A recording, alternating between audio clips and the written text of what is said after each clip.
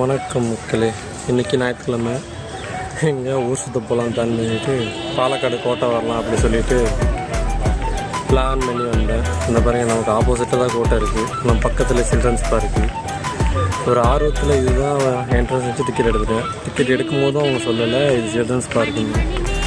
எல்லா குழந்தைங்களும் கொடுத்துருக்கீங்க. நாங்கள் 3 பேர் வந்து எங்கள் அம்மாவோட நானும் எங்கள் அம்மா எங்கள் அப்பா 3 பேர் வந்திருக்கோம். ஆனால் கோட்டை ஆப்போசிட்லேயே அது தனியாக டிக்கெட் எடுத்துருக்கோம். இப்போ டிக்கெட் எடுத்து அந்த காசு வீணாக தான் போச்சு.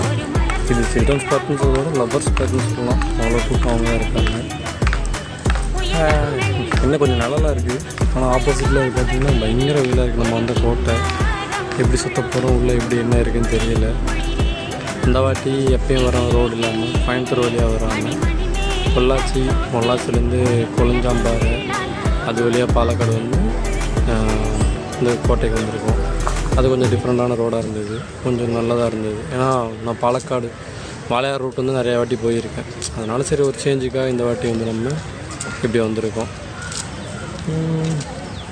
பாப்பா மக்களே, அடுத்தது ஆப்போசிட்டில் கோட்டைக்கு போயிட்டு அங்கே என்ன ஏது, அங்கே எவ்வளோ வெயில் அடிக்குது, எப்படி காஞ்சி கருவாடாக வரதெல்லாம் கண்டினியூவாக பாருங்கள்.